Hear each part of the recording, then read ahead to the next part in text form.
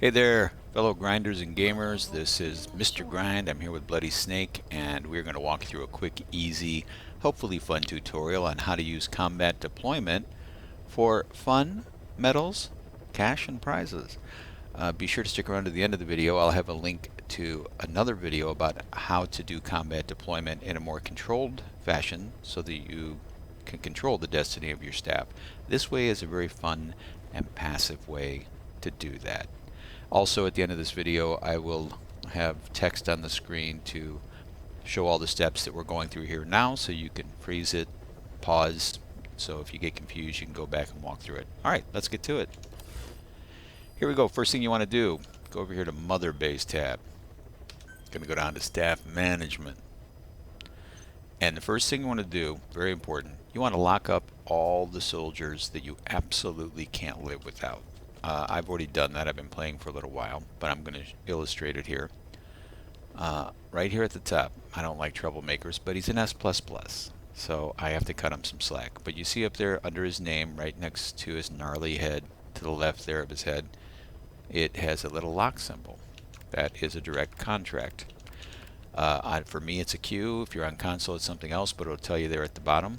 But all of my S++ soldiers all are locked up. That is so that I can't accidentally send them out on combat deployment missions. They can't die, they can't be captured, and if you go to do a combat deployment mission, they won't even show up, which is awesome. So here, let me go over to this one and illustrate it again real quick.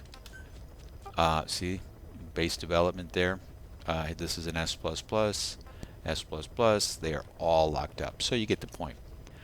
In addition to your S++s, there are some guys that just have special skills you need, especially under research and development. So anybody that you need, if you're starting out early on, you probably need all of them. I've gone a little bit into the game, and so there's only a few that I need. I have video surveillance guy here. I still need this guy for handguns, noise suppression specialist, sniper rifles. So I have all those locked up. This guy's an S++. I was like, why do I have this guy? Because he's S++. But they're all locked up. See that there? You don't want to lose these guys. I'm taking a little extra time because I made this mistake and I regretted it. And I don't want you to do the same. Also, when you lock these guys up, you only really need one in each category. So like this guy's handguns, right? You're going to have a ton of handgun specialists. Just go through, hit the auto sort, rank them, and go to your highest level gunsmith handgun guy and just lock that guy up. It might change over time as you go out and you futon soldiers.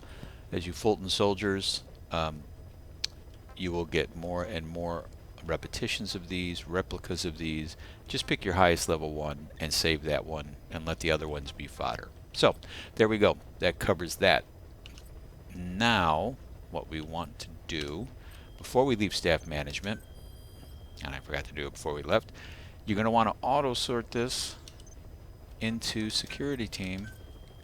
I may have done that at the beginning and I'm repeating it, but it's important. So now that we've done that, we've locked up all our Q ranks. We have auto sorted to security. We're going to go to deployment. I'm not even going to go into online stuff. You can play with this at some point if you want, but these take forever. You lose more troops. You can see the difficulty there. Most of them are a lot harder. Once you get the hang of combat deployment, you can make your own decisions about that. I do a couple of these because I have 8 teams I can send out. If it's early on, you only have 2, maybe 4. You know, you might just want to stick to this one here, the offline, which is the one where I spend almost all my time. Get over here. You're going to pick the one that is the least amount of time. So this one is 5 minutes. That way you can maximize the number of combat deployments you do when you're in playing the game. It helps rank up your troops. You get a little extra. Now each of these, obviously, if you look down in the lower left there, they offer different things. Money, Golden Crescent, volunteers.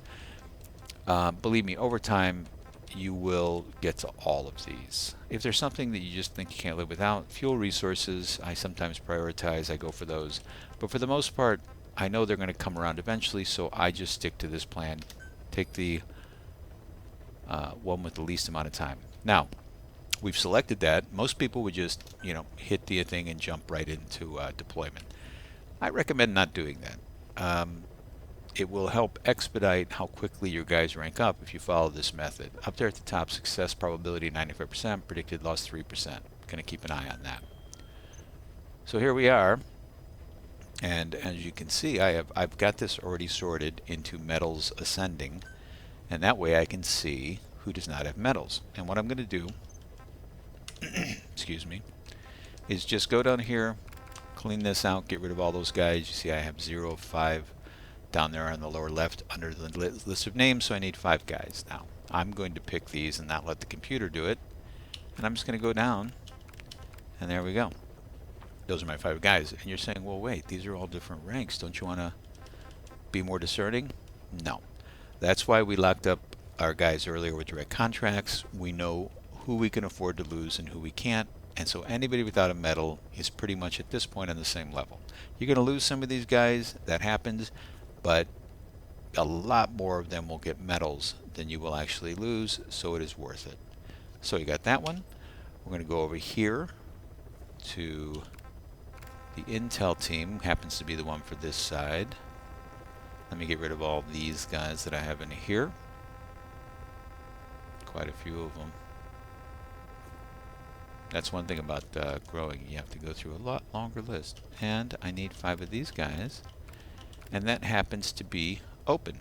So, I've selected all the guys that I think are available for expenditure. And I want to double check. Success probability 95. Predicted loss is 3%. We're good to go. So then, launch it. Now, here's something I want to show that hopefully it'll come up here. So now I've got another team to launch. I want to double check here. So the next one up here is 10 minutes. So go over here. Again, hit the T to select these myself. Get rid of everybody that they have picked for me because I don't care about the computer's opinion. I want to do this myself. So those are all gone. Now, I still have some on the bottom. I think we're going to go with no medals. See, just going through. Those guys don't have medals. But at some point, and it's happened to me a number of times, all of your guys are going to have medals. So you're going to come over here and, like, see, I only have like 4 or 5 guys here in combat who don't have medals. Then you got to start selecting which guys you're going to send out. So here is my list. First thing you want to get rid of is troublemakers. If you can, get rid of them immediately. I just don't even bother with them. Even with diplomats, I'm not sure how the game does it, but I've noticed morale dropping if I have even one troublemaker for too long. They're just not worth it. Get rid of them. Like I said, I've got the S++, who I've hung on to, simply because he's S++. As soon as I can, and it's appropriate, that guy's gone. Second, guys with no skill ranks, get rid of them.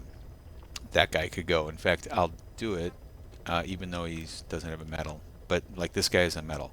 These combat guys, combat unit staff members, blow up deployment, all of those can go because you're going to get so many of those. And you want to prioritize your defensive guys to stay back. I'll show you in a second. So that guy goes. This guy right here, Medic 1, stays. I'm going to take this athlete because you see the little cross swords. He is a combat unit. This guy's a combat unit. This guy has no skills, so he goes. So all, like, I'm not going to pick this guy, but just to show you, Sentry 1 stays, Medic would stay, Anti-Ballistic Missile Engineer, all the ones with that, I want to say octagon because it's not, but I think it's a sextagon, sextet, whatever it's called. And all of those stay. I never send those out because they really help boost your defense stats. So the only ones you want to send out are the ones with those cross swords, your combat troops, people with no skills, and troublemakers get ready. The other thing is, I haven't done it yet, but I used to do it a lot. When it gets down to it, if I'm out of all those other guys, diplomats can go because you're not going to have any troublemakers. And also, I don't see one here, but the botanist, even though it has a defensive symbol, it's considered a combat deployment troop. You can get rid of those as well. Right there's one, botanist. But I would leave that for later. For the time being, just stick to the combat troops, troops with no rank, no skills, and the troublemakers.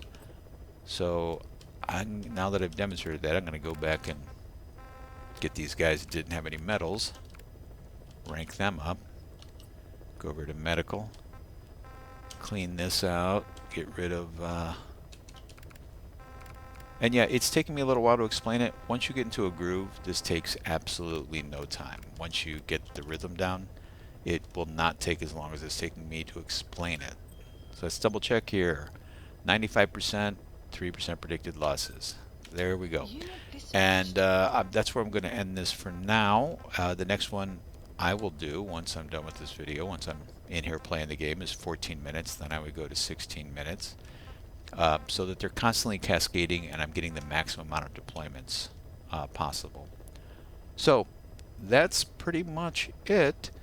I'm going to put up on the screen here the steps we just went through, and also stick around. Like I said, I'll have a link at the end of this video. There is a way to take those troops like your S++s and the ones that you want to hold on to. You don't want to send them out in the field and maybe accidentally lose them. Well, there's a really quick, easy way. It takes about 3 minutes per soldier to get medals for those guys, and then you can lock them back up again, put them away so you don't have to worry about them. Make sure to hit that link, like, subscribe. Really appreciate you stopping by, and hope to see you in the grind. Remember, everybody, embrace the grind. We'll see you later.